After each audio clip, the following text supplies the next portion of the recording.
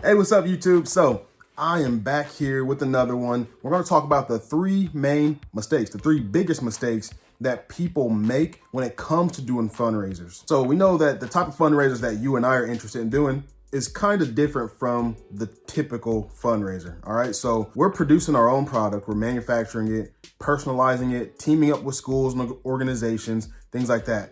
So there's a lot more to come into it. We're not just buying a product and then marketing it up for profit. We have to make sure all of these ducks are in the line. So with that being said, the very first mistake that people make and that I made personally on my first fundraiser I ever done was underpricing the products. And trust me, I know I had that same fear too. You may have the fear that you're charging too much, but remember going to those fundraisers like the book fair or just buying a fundraiser, like a necklace or something. Remember looking through those books and those pamphlets and thinking, my goodness, why is everything so high? It's because that's what you do with the fundraiser. When you do a fundraiser, most of the time you're doing this fundraiser to produce money, well, to raise funds for the organization or for the school. And it's for some type of cause or something. So for example, one fundraiser that I just signed up with for a school, they had a broken cement like a patio or something. It was a pretty big cement patio, was broken and all cracked up and sinking into the ground. They needed to raise money to get that taken care of. So to get that broken up more, taken away, and then have someone come and build a new one. That's what that fundraiser was for. So you always want to have a reason for the fundraiser, of course. So then you talk about that reason. Well, this is kind of out of our hands. You can help your client if you want to do this. It's just an extra perk that you can offer them. But what they should be doing is talking about this cause and how they need to raise money for it, raise funds for it. They need to be talking about it, letting them know that, hey, we need your help to fix this thing. They should be doing that on the back end. And if they're not, that's up to you to help them with that if you want your fundraiser to do well. Now, with that being said, that's the reason why the prices of the fundraiser have to be higher. It's to make a profit on. And then the thing about that is you're not selling some crappy product. You have a good product. It's personalized. It's new. It's the time. It's probably seasonal. It's good. It's high quality. You know, it's worth the money that you're charging for it. So I'm telling you, instead of selling a $9 ornament, you need to sell it for $20. You know, the reason why this happens too is because of a lack of understanding of how much it costs to run a fundraiser. You have to take into consideration your labor, your time, the wear and tear on your machine, all the materials you're buying, things like that. You need to take into consideration all of your costs, and then you have to add that into that cost, well, into the prices. So of course, to avoid those common mistakes, you just have to learn how to price effectively by factoring in all costs, materials, labor, machine wear, whatever else you got. You got to factor in all of those things to that price. Now, the next mistake is misjudging your target audience's spending habits. Okay. So you have to know who you're targeting. So let's say daycares.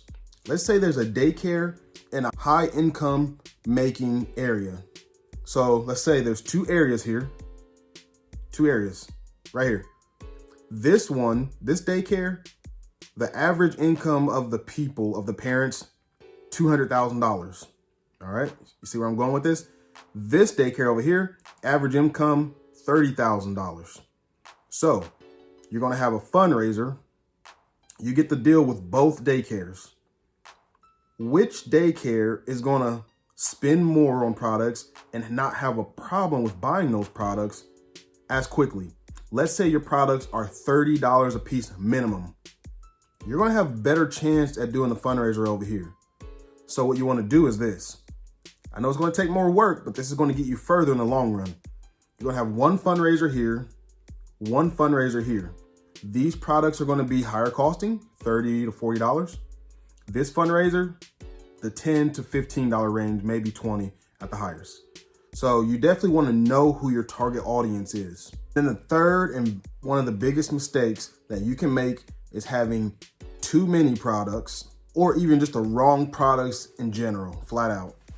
So too many products, it'll lead to something called decision fatigue or analysis paralysis. So that's when there's way too many choices and then someone's looking at them. They're like, oh, there's just way too many choices. So then they push it off, or they just say, hey, I don't want to buy anything at all.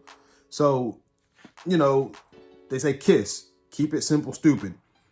If you can put 10 high quality products on there, which I showed you a fundraiser that had, I think 20 on it. That's fine with me. I think 20 works really well for me. I'm going to show you in my course how to break it down, how you can do 20.